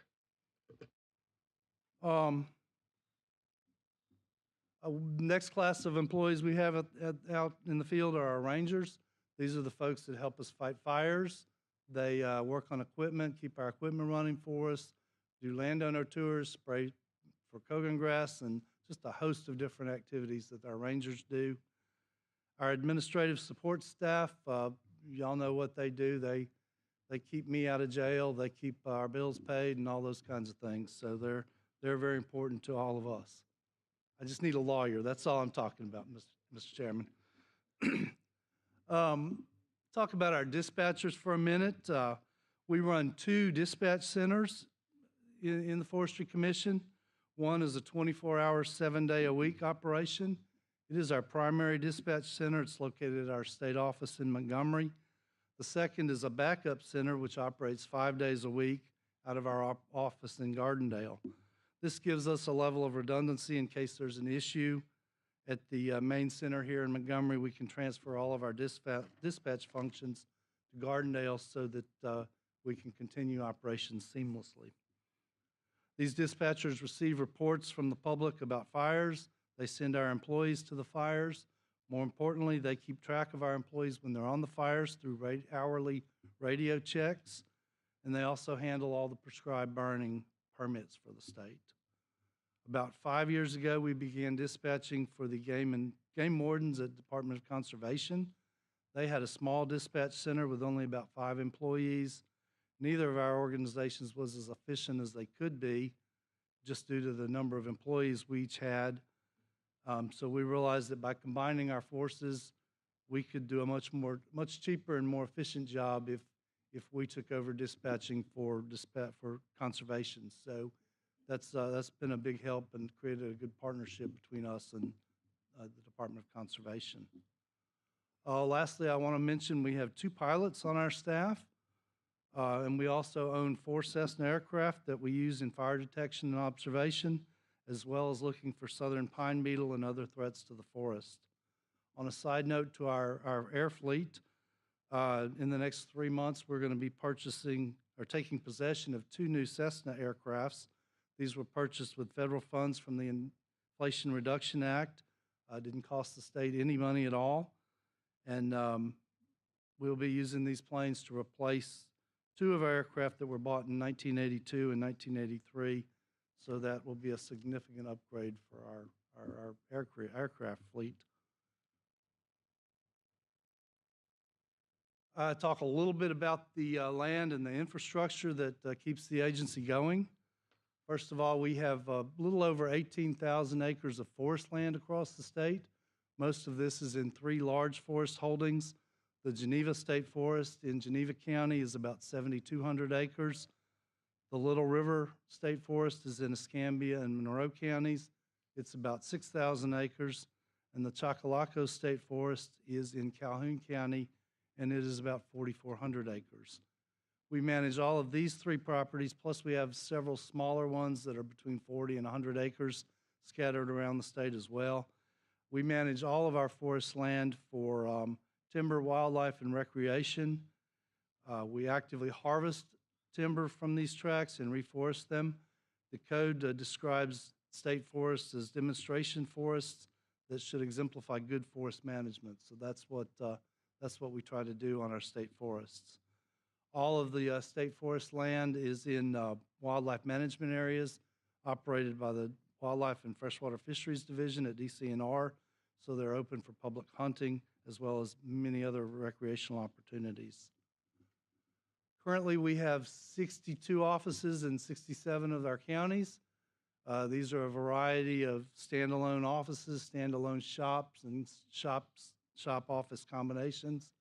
We've also got a central shop in Otaugaville and a radio communications network system out here in Montgomery. I do want to take a minute to talk about our radio network because it's a good one that we're proud of. We operate 2 radio systems throughout the state. One is a statewide VHF network. It is the largest radio system in Alabama, and it has the most comprehensive coverage. We have the ability through our radio system to reach anywhere in Alabama through 73 towers and repeaters across the state. We also operate a UHF system, which provides coverage to the majority of approximately 1,000 volunteer fire departments in Alabama. We do this for them at no cost. As y'all know, about 3 years ago, maybe 4 years ago, the legislature passed and the voters approved a $85 million bond issue for upgrading state parks. Y'all were generous enough to include us in the bond premiums that were generated from the sale of those bonds. And I want to take a minute just to tell you what we're doing with that money so you know it's going to good uses. The Forestry Commission received $6.8 million. We're using it at the 3 big forests I mentioned earlier, Little River. At Little River, the park there, Claude D. Kelly State Park, which is a part of that forest, was destroyed by a tornado and straight line winds. in 2020, and we have not had the money to make any repairs to it, so it's been closed to the public since then. But we're using this money to make major repairs to it and get it back open. We're installing replacing 2 bridges. We used to pull water from this lake in wells.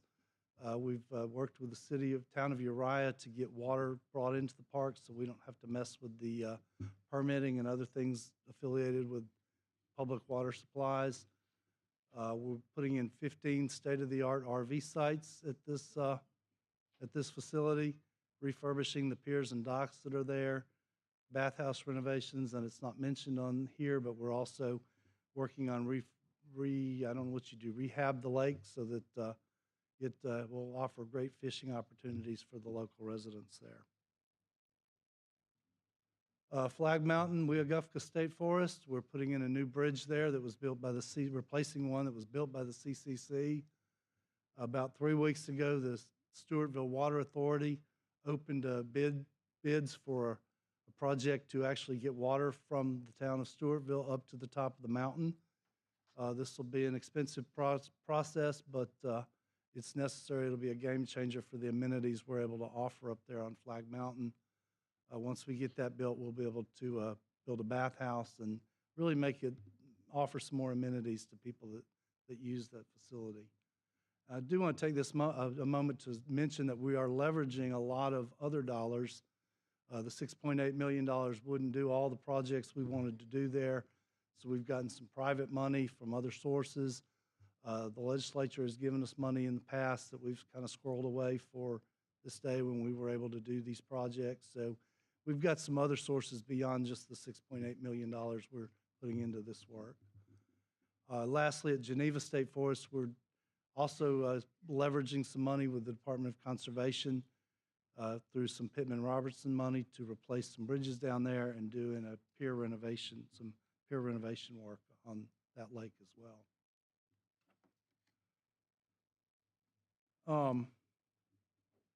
Now I want to switch gears and talk a little bit about what we do as an agency, just give you an idea of some of the things we do, the activities that we do to help out Alabama every day. First is wildfire suppression. All these numbers are from FY22 up to the current time in FY24, so almost 3 years worth of data that I'm working off of. Wildfire suppression, during that time we've suppressed over 4,700 wildfires on 87,000 acres. I want to pause right here to just talk about the size of our fires versus other fires in other places in the country. Y'all know California and the western states have a lot of big fires.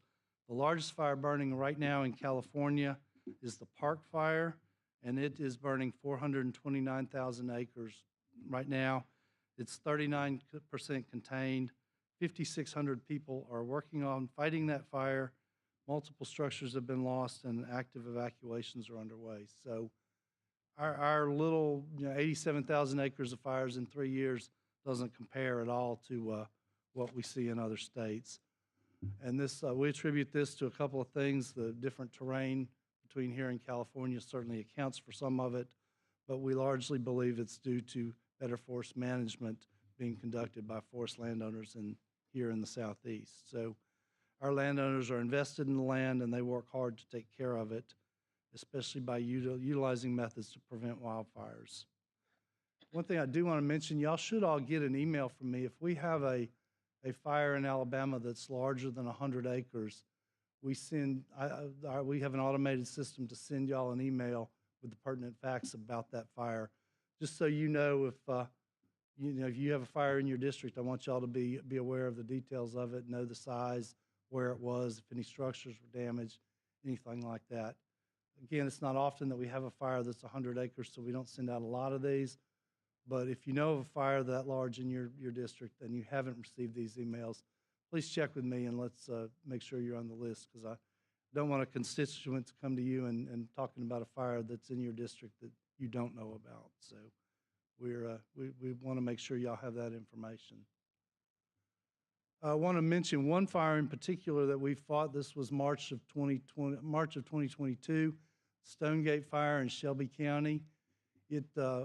for us was a very large fire, 740 acres.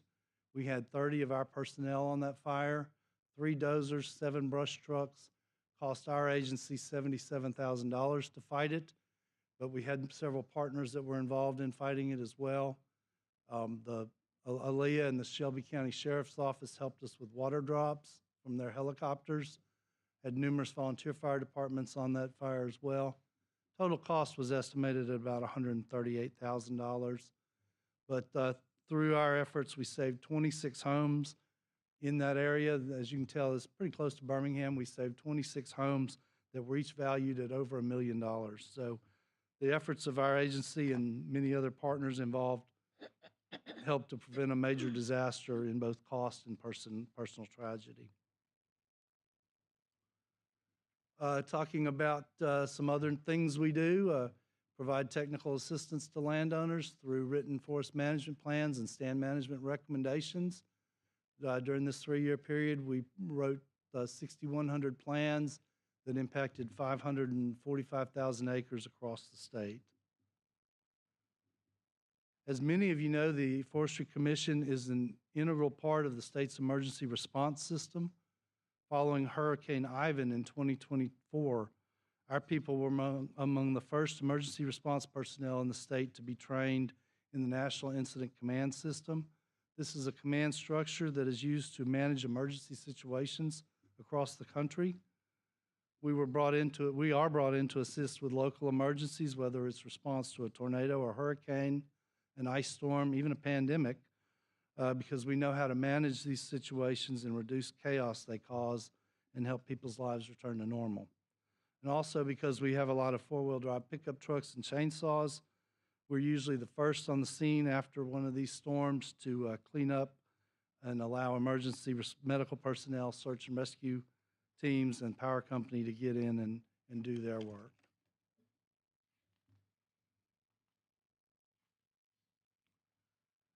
Talk about some of our paid services we do for landowners. We do charge landowners for these services, but they're vital to protecting their forests. First is installing fire breaks. During this 3-year period, we put in 1,700 fire breaks, totaling 2,700 miles of breaks. We also do a lot of prescribed burning for landowners. We charge a small fee for that, but in these 3 years, we conducted 1,500 burns on 125,000 acres. Most of what we deal with are smaller acres. A lot of the consultants that out there doing prescribed burning don't want to mess with the smaller, 20 to 40 acres. They can't make enough money off it. So we're committed to helping the small landowners and making sure their forests are taken care of and protected. So most of our smaller what we do are with the smaller fires that others don't always want to work with. We do also conduct a lot of burns for state agencies, including Gulf State Park, the Cheaha State Park, and Pelham Range, which is part of the Alabama National Guard. We do a lot of prescribed burning for other agencies. Southern pine beetle is an issue we're facing right now. Every year we deploy traps in the spring to predict what southern pine beetle outbreaks are going to look like, and then we use our aircraft to fly the state looking for pine beetle spots. You can see in this picture the red and yellow trees. Sorry, the colorblind thing, I'm sorry. The red and yellow trees show trees that are dying, and you can also see the dead trees. This picture was taken about 3 years ago in Elmore County. I believe it's on a Forever Wild track, actually, not a private landowner. But once we spot things like that, we reach out to the landowners, let them know they have a problem, and then our foresters will go out and work with them to come up with a solution to help them figure those out. Right now, we are, as I said, having a pretty active pine beetle year. We've detected so far, I think the numbers I got this morning, we've flown about 40 counties so far. We'll fly all of them before the year's out, but we've flown about 40 of them, found almost 3,000 spots so far. Last year, after flying the whole year, we found about 600 spots. So we're seeing a significant increase in southern pine beetle. We're working with landowners to let them know that there's a problem out there. We're also working with our federal partners to develop some more cost share programs to help landowners get these trees cut and on the ground, because in most cases, there's no market they can sell them to at this point. One metric we use with southern pine beetle, preventative practices. We work with landowners through a cost share program from the federal, some of our federal dollars to help them. I think we pay 50% of the cost of some preventative practices such as pre-commercial thinning, prescribed burning, and mulching that they can do to protect their stands from potential infestations. So over these 3 years, we've helped about on about 19,000 acres of land with these practices. Our agency educational efforts are something we do a lot of. Through these 3 years, across all of our programs, we've reached over 118,000 people with our educational programs. We do a variety of things. One, as you can see from this picture, our foresters go out and work with school kids to teach them tree identification, wildlife habitat, forest management, all those kinds of things they can learn out in the woods. We also work closely with FFA programs, 4-H programs. Everybody knows who Smokey Bear is. He's one of our programs that we do in partnership with the Forest Service. But Smokey does a lot of education. We also go out to a lot of landowner tours and help educate landowners about practices they can implement on their property to make it better managed. One of the educational programs that we do focus on a lot is our logger education program. We work with loggers across the state to help them understand best management practices for forestry and implement better road crossings, stream crossings, build better roads, and all those kinds of things to prevent sediment from getting into the stream. So we do a lot of efforts to educate loggers to help keep our water quality great in the state. We have an active urban forestry program, which you're probably wondering what in the world is urban forestry all about, but it is a program where we work with homeowners, municipalities, and local parks to assist them with the health of individual trees, urban green spaces, and forests. Through this program, over the last 3 years, we've provided more than 550 technical assists where our foresters will go out and talk to landowners about a particular tree that needs some help and give them some advice on how to take care of it. I believe if Mr. Boozer's, nope, he left, but we went out and helped Mr. Boozer not too long ago with one of his trees. Another important component of the urban program is our urban forest strike team. This is where urban foresters from across the Southeast come together and aid municipalities following storms by assessing tree damage and survival potential. This group will come in and evaluate damaged trees and make recommendations to the municipalities about what needs to be done with them. Our personnel have been to other states to assist a few times, and we've also brought this team to Alabama twice with the tornadoes that occurred in Jacksonville several years ago, and when Hurricane Sally hit Mobile, this team came in and helped the whole Bay Area by all those small municipalities down there, including Mobile, by evaluating the trees that needed to be taken out and what could be saved. So helped out our cities a lot. So let me just ask why any of this matters. Who cares about all these facts and things that the Forestry Commission does? I know you've seen these numbers, you know these numbers, but I just want to reiterate them for you. The state of Alabama has 23 million acres of forest land. That is about 71% of Alabama is covered in forest lands. 93% of our state's forests are privately owned. Private ownership is important for many reasons, including the biodiversity that it creates on the landscape. Each landowner that owns this property owns it for different reasons, which means they manage it for different reasons. They manage it differently from their neighbors, and it meets different ecosystem needs across the state. So the diversity in ownership and the large private land ownership that we have helps make our forests strong and productive. We have the third largest acreage of forest land in the country. I believe Oregon is first, Georgia's second, and we're third. So we keep trying to nudge Georgia out a little bit. We'll get there one day. Also, 123,000 people are employed by the forest industry in Alabama. So it's a significant economic impact in this state. Those folks earn about $8 billion in wages that they receive from the forest products industry, and it's about a $36.1 billion annual economic output to this state. So forestry is big business in Alabama, but it's more than that. It's private landowners who want to better take care of the 40 acres that they own and ensure that their property is managed sustainably for future generations. The men and women of the Alabama Forestry Commission help these landowners reach these goals. So that, I guess that's why it's important that the Forestry Commission is funded so that we can keep helping our landowners and keep driving this huge economic engine that is an important part of our state's economy.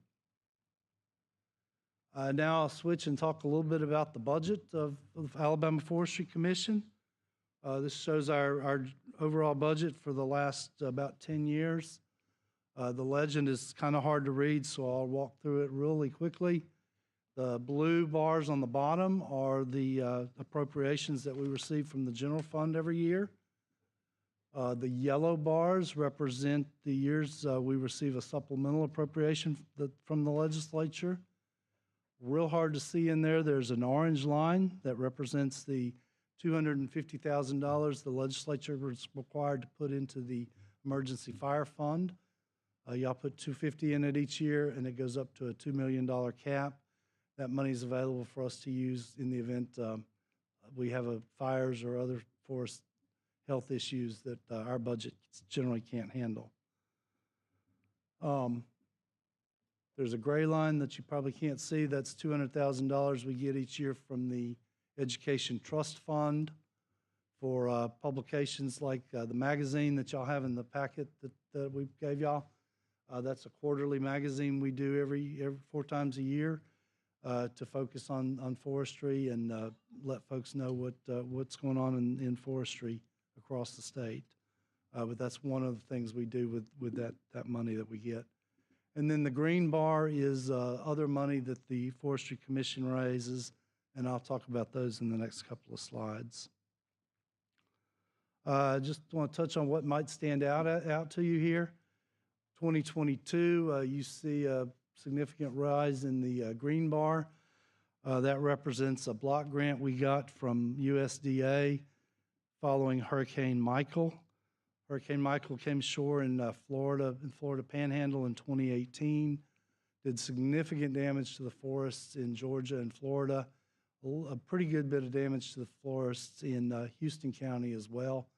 So USDA gave us a $10 million block grant, which went to landowners to help them recover the economic losses they suffered in that. So that was 2022. 2023, you see the increase in the yellow, the supplemental appropriation. That was the $10 million y'all gave us for volunteer fire departments and rescue squads. We divided that up amongst all the roughly 1,000 of those, and each department and rescue squad received about 11,000. That was the ARPA money, wasn't it? I'm sorry? That was ARPA money. That was ARPA money, yes, sir. Are there any other questions about our income before I move off of that? And I did, Mr. Oates. Back to the magazine. Yes, sir. I was curious about this before, so I do see some limited advertising in there. How much revenue is brought in from those advertising pieces?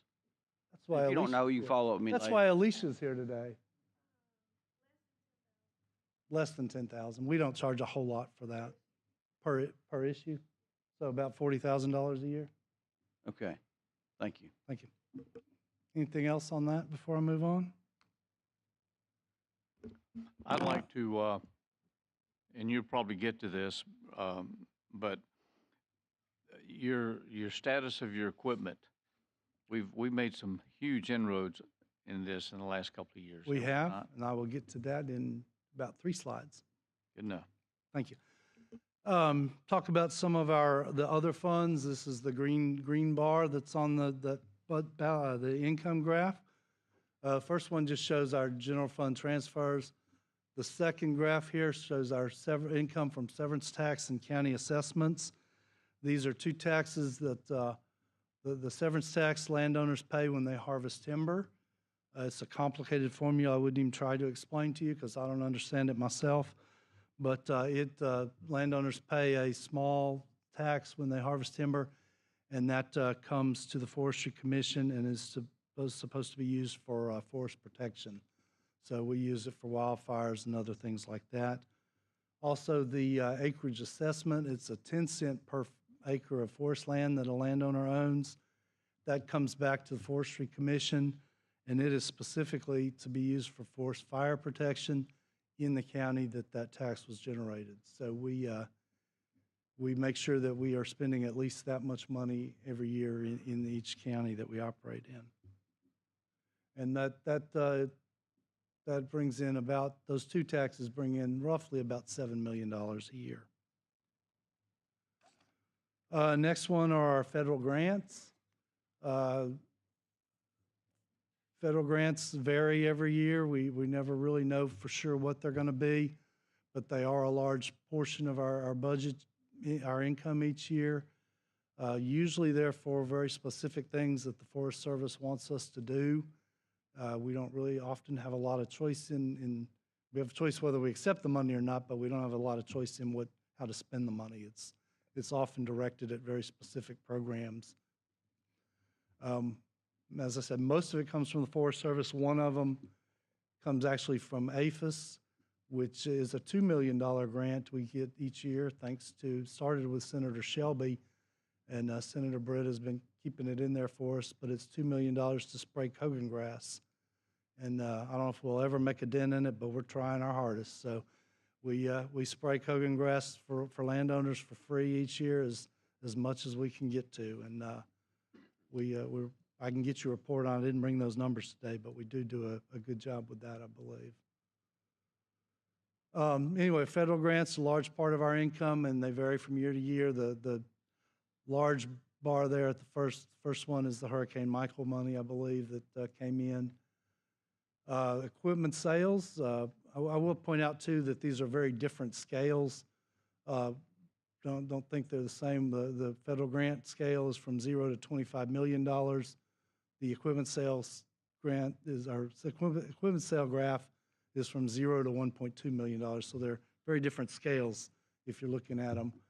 But y'all should remember in 2023, y'all passed a law that allowed us to sell our own equipment. Prior to that, we had been having ADECA. We were required to send it through ADECA and let them sell it. I'll just say we're doing a lot better job with it. As you can see, in 2024, we've generated over $1 million in sales from equipment, old equipment, and that money goes right back into our equipment program so that we don't have to ask you for as much money each year for equipment. But we appreciate y'all passing that piece of legislation. We're partnering with J.M. Wood Auction. They're doing 4 sales a year for us, and it's just been a whole lot more effective for us. Expenses, second graph here shows, as with every state agency and probably most businesses, the largest portion of our income each year goes to salaries and benefits. We're working hard to recruit and retain good employees. That means paying them a decent salary. And we are looking at actively making sure that the salaries we're paying, especially our foresters and our rangers, are competitive with other forestry operations across the Southeast. And we're going to be asking personnel soon to really take a look at that for us, because I think we were in the middle of the pack. I think some other states have raised their salaries, so we've kind of fallen to the bottom of the list. But we need to take a look at that and just make sure we're paying a competitive salary to our employees. Equipment purchases, that's probably the second largest category of expense for our agency. And I will say y'all have been very generous with helping us get new equipment and making some improvements. I'll give you some numbers in a minute that just kind of show you where we were and where we are now. And as you know, every time you put gas in your car, you're paying a lot more for gas these days and for getting it fixed and anything you do to it. We experienced the same thing with our heavy equipment and our vehicles. We have to, we're spending a lot more money on transportation, equipment, operations, and maintenance. That's just a cost of doing the business that we're in. All right, let me talk about our bulldozers, our firefighting equipment. I'm going to start with bulldozers. In 2017, when I became state forester, we had 145 bulldozers in our fleet. And the average age of those dozers was about 45 years old. In the last 7 years, we've dropped that number down to 125. We're actively trying to look at getting rid of some of the old stuff and getting some new, better stuff in the agency. So we've cut that number down to 125. Our goal is to get it down to 100. And as we get newer, more reliable equipment, we're going to be there, and we're going to be getting rid of those other excess 25 dozers that we have. We've also dropped the average age of our bulldozers to 20 years instead of 45. So instead of 25, I'm sorry. You can see the breakdown of the dozers we've got there between ages between 30 and 44 years. We've got 24. Between 20 and 22 years, we've got 46. Between 15 and 19 years old, we've got 24. And between 1 to 14 years, we've got 31.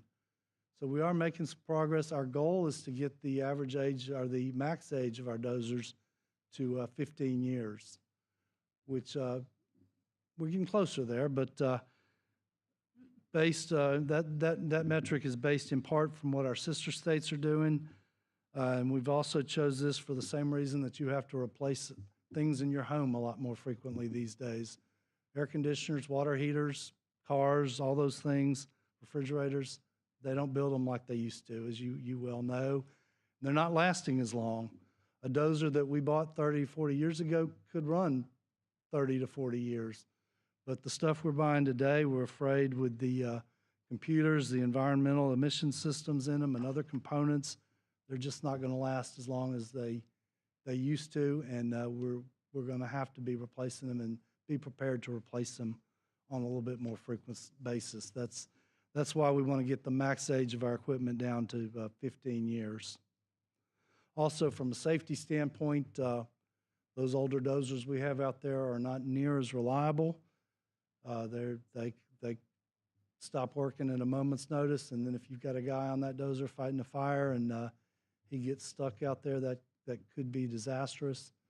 Also, the older dozers, none of those are enviro cabs, which means they're not enclosed. They don't have air conditioner. The new ones, all of our new ones, the 31 new ones we have, are all enviro cab. They all have air conditioning, which seems like a convenience, but it's also a safety factor because with those enviro cabs, the air they're breathing is filtered, so they're not breathing near as much smoke. They're not getting all that stuff that is in there if they just have a mesh screen on the dozer.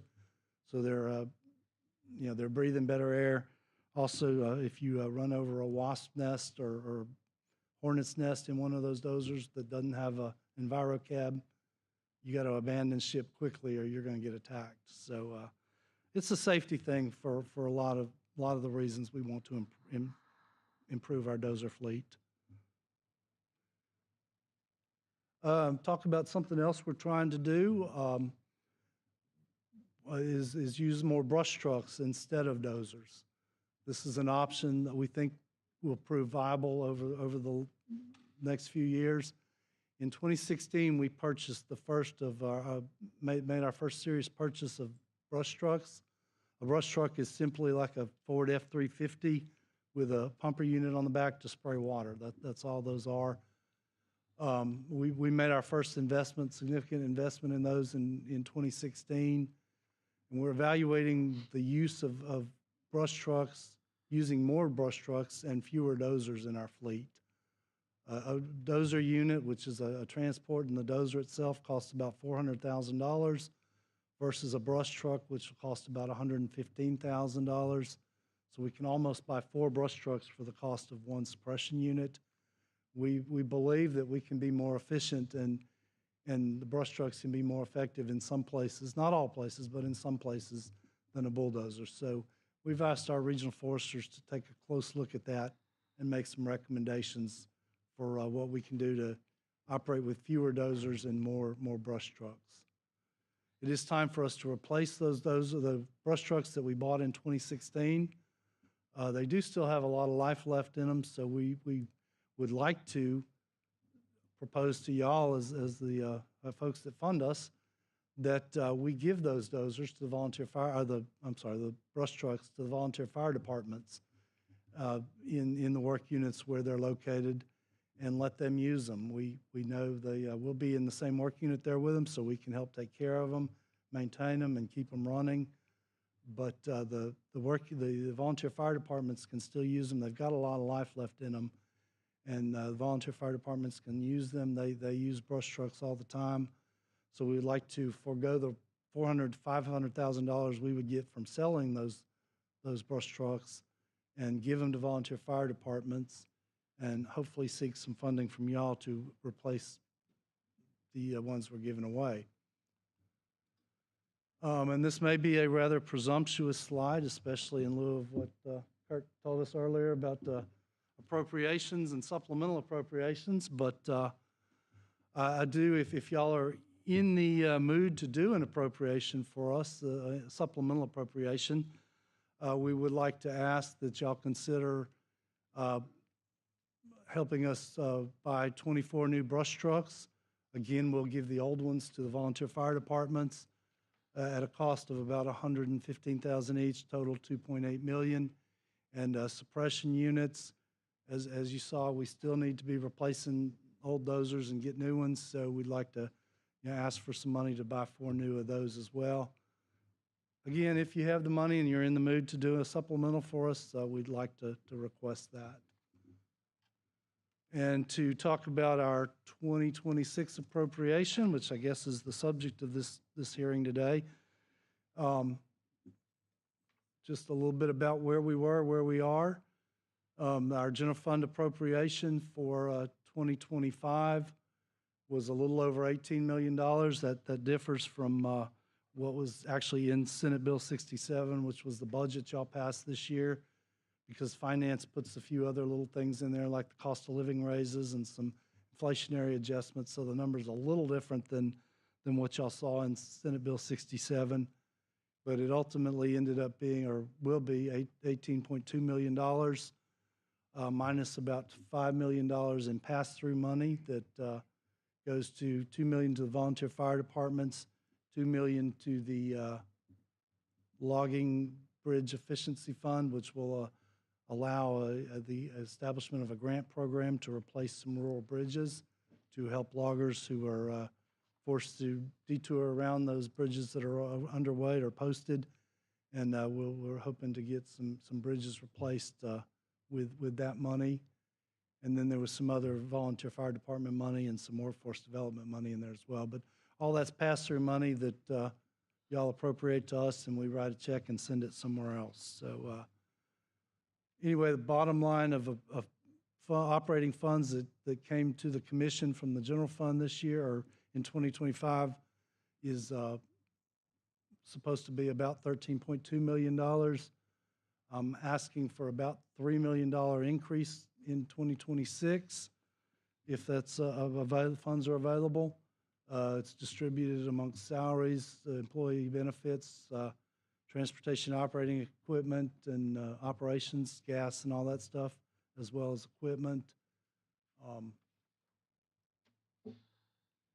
And just will help our budget out a little bit. So we're asking for 2026 about $16.1 million, 16.2. Authority to spend about $25 million, which we believe is what we'll be bringing in from our other sources in 2026 to give us a total appropriation of about $46 million. And with that, I'll stop and ask questions, or answer questions. Y'all ask questions. Thank you. That was very thorough. Questions? I have a question. Yes, ma'am. What's the average age of your brush trucks? And Average age, well, we've got about 22 of them right now, and they were all purchased in 2016. I noticed that. So So- what's the lifespan of a brush Oh, truck? lifespan of one, John, what you think? So, really, a pickup truck, which is essentially they're just a truck, and we like to roll them every 5 years. And the unit on the back is about a 10-year cycle. So, really, we're behind on where we should have already replaced those trucks. So are we replacing them just because, okay, it's 5 years or 6 years, we replace them, or is it condition of the vehicle? It's a little bit of both. Flag Mountain. You know, we're at about 9 years, or pushing 9 years. Some of those trucks are getting high mileage, you start incurring more costs. You're losing value as far as if you were to resell that truck or give that truck away. So on an average, how many miles, basically, would you say on a yearly basis? We could, those trucks are probably pushing 200,000 miles or more. 200,000 miles on, what they currently have on them now? We can get you those figures, Senator. Yeah.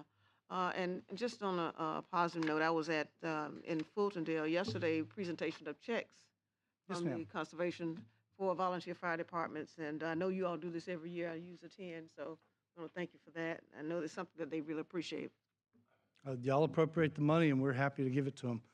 I will say, and y'all probably all experienced this year when you've been to those presentations, we are trying hard to get it all to an electronic transfer. Volunteer fire departments, I'm not sure it's all their fault. I think it's other parts of state government that are causing, it's just difficult. But we are trying hard to get all the fire departments, they're all in stars, but we need to get them to where they can accept electronic funds transfers.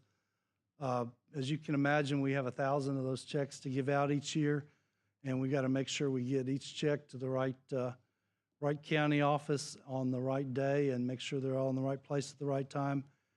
That can be a logistical challenge at times. So if we can do it through electronic funds transfers, I apologize if y'all have heard from your constituents and volunteer fire departments complaining about it.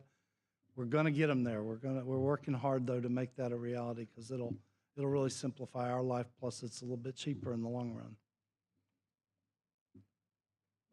Any other questions? Thank you, Mr. Oates. Thank you, Appreciate Mr. Senator Thank Auburn. you. Thank you, gentlemen, ladies and gentlemen, for being here. I will say, Senator, we have some of our coins celebrating our 100th anniversary. I've got some for y'all if y'all would like to have one. I will note these are not paid for with state dollars. We raised private dollars to pay for these. So it Excellent. didn't cost the taxpayers a dime, but we do have these here. If y'all would like some, I'll be happy to give you. Wonderful. Thank you. Thank y'all. Appreciate your time. Kirk, you had something? Just wrapping up, all the presentations from today are on our website if you want to refer back to that.